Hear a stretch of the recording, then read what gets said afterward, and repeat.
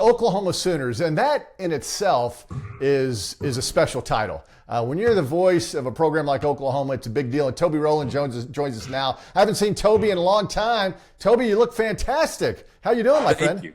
I'm doing great, and thanks for having me on. And thank you so much. I didn't know that all your guests got a free week stay at Casa de Capo. Yes. So my wife and I are very much looking forward to that. This is exciting. Hey, Toby, it's coming in the mail. So just Thank you. keep checking on that. I'll be looking for that. Yeah, there you go. You know, it is interesting, Toby. I mean, I love it. Oklahoma, Alabama. That in itself is a marquee matchup. I didn't realize the two programs haven't met that many times. Oklahoma leads 4-2-1, and Alabama has never beaten Oklahoma in the regular season. The two wins came in bowl games or the playoffs. I guess Saturday, Alabama tries to win for the first time in the regular season, and it's a big game, obviously. Yeah, just broad picture when you're talking about what these two programs mean in the history of this sport. Yeah. They may sit 1-2.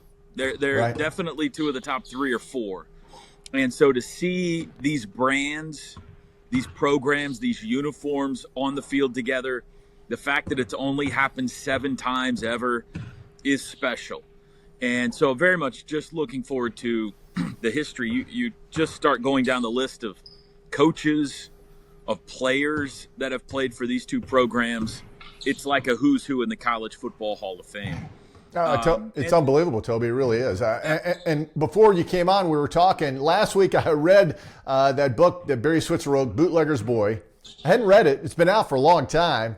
And he kind of goes back. Obviously, Coach Switzer very proud of the heritage. Bud Wilkinson, and of course, he was from the Chuck Fairbanks tree. And what Coach Switzer did was unbelievable. But then when you compare him and you go to Bob Stoops and, of course, Coach Bryant, Nick Saban. I mean, Toby, this is – I'm getting chills talking about it. It really is pretty impressive. Yeah, and it's not a flash in the pan. It's generations and generations of championship football. And so that's exciting. As per this season, big game, it is mid-November now, and they're all huge. And you're talking about Alabama, who is in a spot to once again contend for an SEC title and a national championship. And Oklahoma, with a win on Saturday, is in the really in the driver's seat to go to the college football playoff this year. So it's a huge football game, and there are all kinds of underlying storylines. You look at the game last year in Norman, obviously the Crimson Tide would like some revenge for that. Yes.